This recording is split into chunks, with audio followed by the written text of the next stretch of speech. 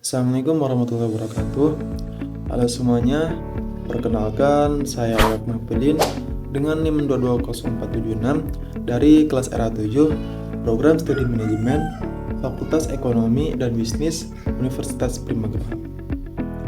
Pada kesempatan ini saya akan memaparkan tugas ujian akhir semester untuk mata kuliah Manajemen Kinerja dengan topik pembahasan mengenai penerapan OKR atau Objective and Key Result di Google Corporation. Google dikenal bukan hanya sebagai perusahaan teknologi terbesar di dunia, tapi juga karena budaya kerjanya yang sangat unik, fleksibel, dan sangat memperhatikan kinerja karyawan. Namun di balik itu semua ada sistem manajemen kinerja yang sangat kuat dan terstruktur. Salah satunya adalah penerapan OKR. Melalui format 5W1H, kita akan mempelajari apa itu OKR, mengapa digunakan, di mana diterapkan, kapan dimulai, siapa yang terlibat, dan bagaimana cara kerjanya.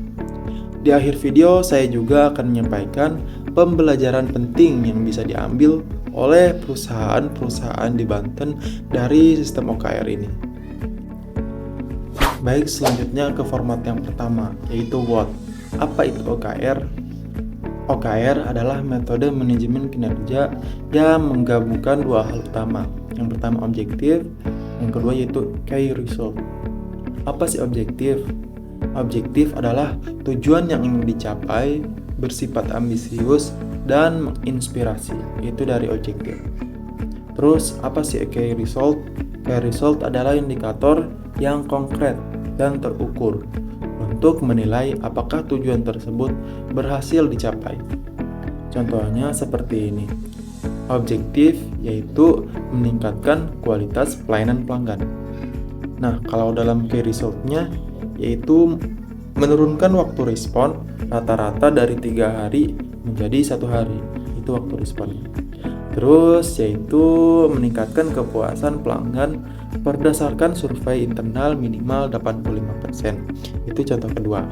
Contoh ketiga yaitu mengurangi komplain pelanggan sebesar 40% dalam 1 kuartal.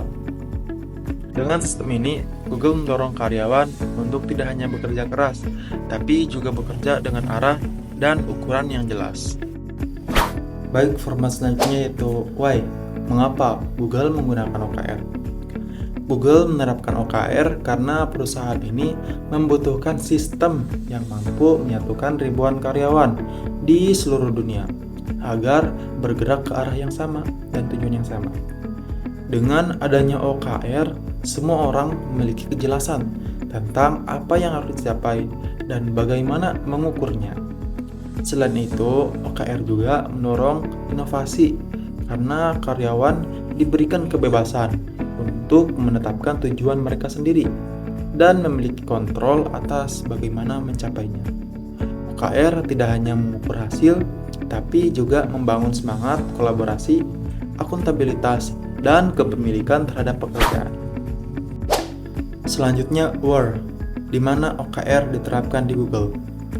OKR diterapkan secara menyeluruh di Google, baik di level organisasi, tim, maupun individu. Setiap departemen, mulai dari teknologi, pemasaran, desain produk, hingga sumber daya manusia, memiliki OKR-nya sendiri. Bahkan, karyawan baru sekalipun diminta menyusun OKR pribadi yang selaras dengan visi perusahaan. Yang menarik, seluruh OKR bersifat terbuka dan bisa diakses oleh siapapun di dalam perusahaan. Ini menciptakan budaya transparansi dan menghindari silo antar tim. Format selanjutnya yaitu when, kapan Google mulai menerapkan OKR. Google mulai menggunakan OKR sejak tahun 1999 saat perusahaan ini masih sangat kecil. OKR diperkenalkan oleh John Doerr, seorang investor yang sebelumnya bekerja di Intel, tempat di mana sistem ini pertama kali dikembangkan. Sejak saat itu, Google terus menggunakan OKR setiap kuartal. Setiap 3 bulan sekali, seluruh tim menyusun OKR baru, meninjau pencapaian sebelumnya, dan melakukan evaluasi serta penyesuaian strategi kerja. Format selanjutnya yaitu Who. Siapa yang terlibat dalam OKR?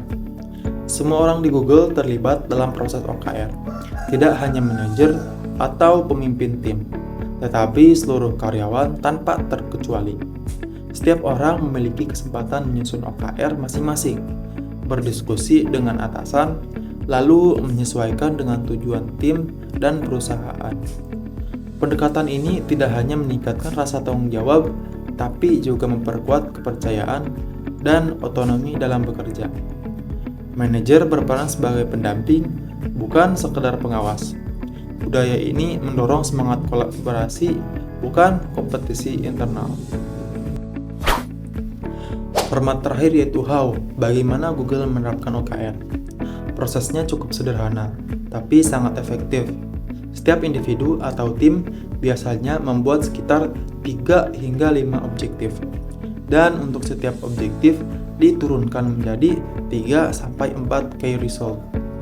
Key result harus spesifik, kuantitatif, dan bisa diukur.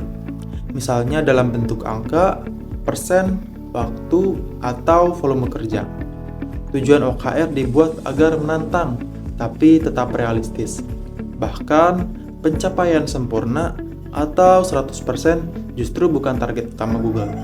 Menganggap pencapaian 60-70% itu sudah sangat bagus, karena berarti karyawan berani mengambil resiko dan berinovasi.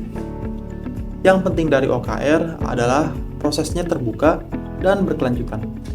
Evaluasi dilakukan setiap akhir kuartal.